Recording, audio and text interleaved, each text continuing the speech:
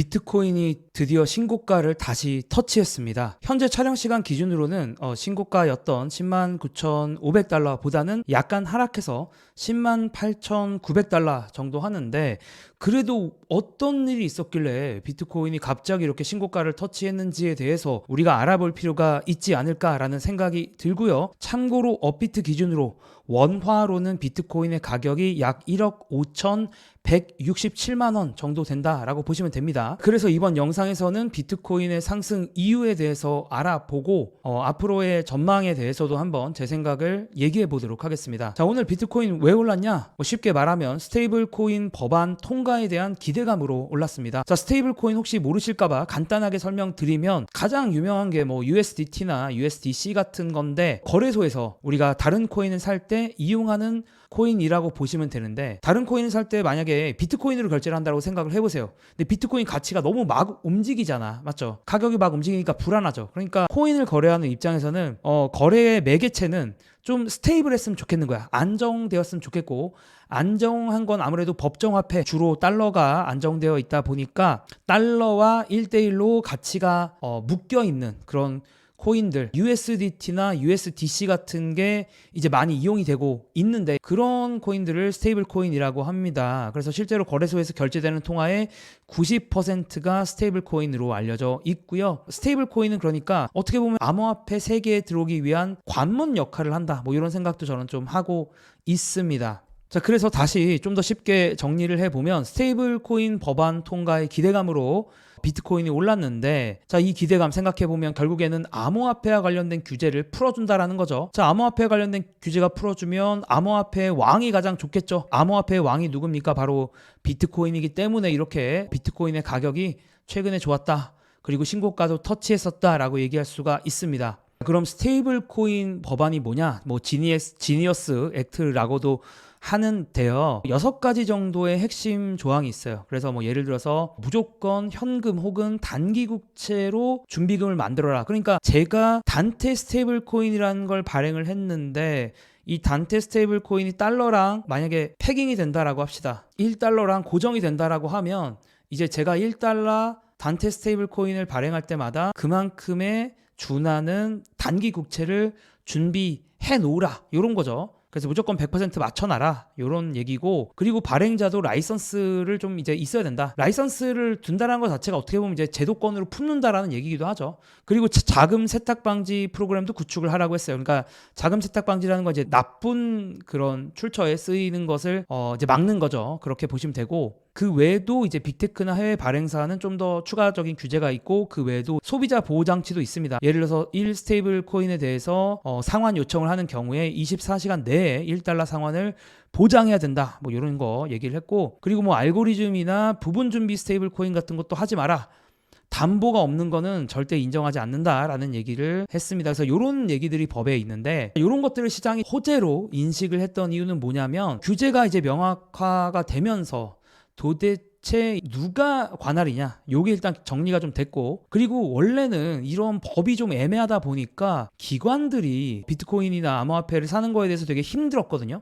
근데 이제는 꽤나 빡빡한 준비금 감사 의무가 법 테두리 내로 들어오면서 대형 플레이어들, 예를 들어서 보험도 있을 수 있고, 대형 펀드들, 연금 펀드, 이런 것들도 들어올 수 있지 않느냐, 이런 기대를 하고 있습니다. 또 시장에서 호재로 봤던 것 중에 하나가 달러 패권 강화인데, 그거에 대해서 좀 설명을 하면, 아까 보셨겠지만 이 법안의 6가지 핵심 조항 중에 하나가 100% 단기 국채 준비금을 갖고 있어야 된다라는 거거든요. 그러면 스테이블 코인을 발행하기 위해서는 미국의 국채를 사야 한다라는 겁니다. 자, 그렇기 때문에 사실은 계속 이번 트럼프 정부에서 이 달러 패권 강화를 위해서라도 스테이블 코인 관련된 법안이 통과될 거다라는 얘기가 많았고, 실제로 그렇게 시장에서는 좀 기대, 그리고 해석을 하고 있는 겁니다. 그래서 그런 관련된 논의가 계속 좀 진지하게 진행이 되고, 또 미국 상원에서 그런 얘기들이 진전되고, 월요일에 일부 민주당 의원들이 반대를 철회했어요. 이게 결국에는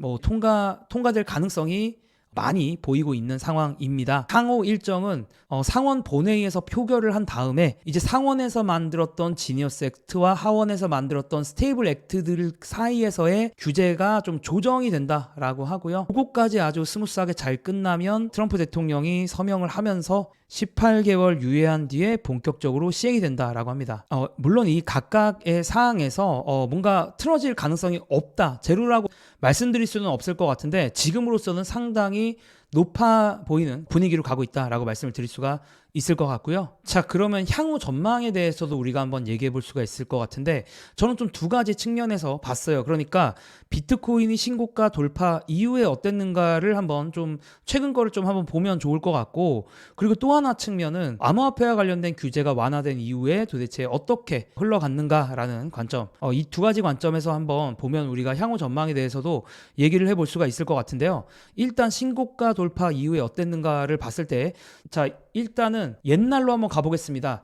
2017년, 18년 이때부터 가면 사실 이때부터는 계속 신고가긴 했어요. 이때는 또 시가총액이 작아서 그랬기도 했겠죠. 계속 신고가 행진을 했었고요. 2017년 말에 이제 신고가를 찍은 다음부터는 또 끊임없이 흘러내렸습니다. 자, 그리고 그 2018년의 신고가에 다시 도전했었던 시절이 바로 2021년쯤이거든요. 2020년 말 2021년쯤에 2018년에 신고가를 뚫었었는데 요 뚫고 나서는 그래도 꽤 갔습니다. 꽤 큰 폭으로 가격의 상승이 있었다라고 얘기할 수가 있을 것 같고요. 자, 그리고 2021년에 그러니까 우리가 어떻게 보면 나스닥 고점 시기랑도 비슷하죠. 2021년에 한 두 번 정도 크게 고점을 찍은 이후에 이때 이제 2022년부터 되게 힘든 장이 있었죠. 주식시장도 그렇고 리스크 자산에게는 모두 힘들었던 시기가 있었습니다. 그래서 계속 부진을 하다가 2024년 들어와서 계속 2022년, 2021년 때 신고가에 도전을 했었는데 보시면 아시겠지만 계속 실패했던 시절들도 있어요.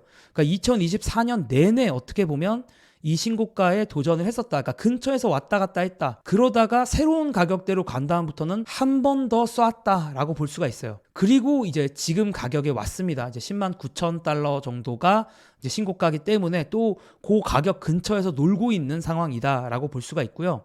자, 그러면 차트적으로만 봤을 때 우리가 어떻게 설명을 할 수가 있을 것 같냐라고 봤을 때는 10만 9천 달러라는 가격에서 뭐 신고가를 약간은 돌파할 수도 있긴 하겠지만 그 근처 가격에서 왔다 갔다 했던 경우에는 결과적으로 안 좋았고요. 다만 10만 9천 달러를 넘어서 뭐 11만 달러, 12만 달러 이렇게 아예 새로운 가격대, 그러니까 보지 않았던 가격대로 뚫고 올라갔던 경우에는 꽤나 많은 상승이 있어 왔다라고 볼 수가 있습니다. 완전한 트레이딩 관점에서 봤을 때는 지금 되게 중요한 순간이긴 한데 오히려 돌파를 해서 새로운 가격대로 갔을 때 매수하는 게 트레이딩하는 입장에서도 좋을 수도 있다라는 그런 예측을 우리가 이 차트만을 봤을 때는 할 수가 있을 것 같고요. 자, 그리고 규제 완화와 비슷했던 이벤트를 한번 볼 필요는 있을 것 같아요. 그러니까 규제 완화와 비슷했던 이벤트가 뭐가 있을까? 이번에는 스테이블 코인 규제와 관련된 완화였으니까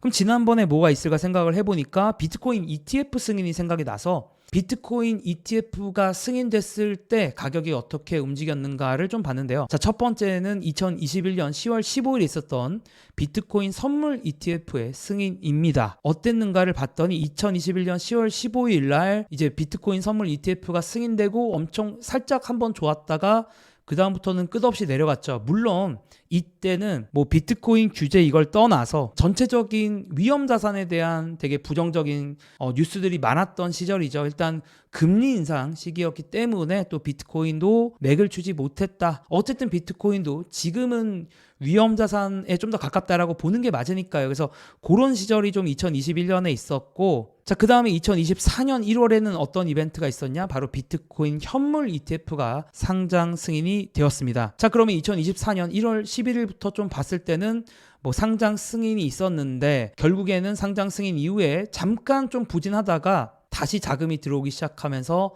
새로운 가격대로 원래 이제 4만 원대였는데 결국에는 6, 7만 원대로 왔다 갔다 하는 거의 50% 정도 상승을 한 형태로 가격이 계속 흘러갔다라고 볼 수가 있겠습니다. 결과적으로 말하자면 규제와 관련된 부분에서는 결국 좀 반반의 모습을 보여줬다. 가장 최근의 이벤트를 봤을 때 선물 ETF가 승인됐을 때는 별로 재미가 없었고 현물 ETF가 승인됐을 때는 좋았는데 가격이 왜 움직였는지를 우리가 되새김질을 해보면 결국에는 전체 매크로와 좀 비슷하게 흘러간 감이 있지 않는가, 전체 거시경제와 흘러간 느낌이 좀 라고 저는 생각을 좀 합니다. 그래서 트레이딩과 관련된 관점에서 봤을 때는 완전히 새로운 가격으로 넘어갔을 때를 오히려 매수를 하시는 플레이를 하는 게 맞을 것 같고요. 난 트레이더가 아니라 그냥 비트코인 계속 좋은 것 같다라고 하시는 분들은 그냥 계속 홀딩을 하면 되지 않을까라는 생각을 하고 있습니다. 개인적으로는 뭐 제가 예전에도 과거에도 말씀드리긴 했는데 저는 자산 배분의 차원에서 제가 뭔가 트레이딩을 플레이한다라는 생각은 없고 자산 배분의 차원에서 일부는 가지고 있다.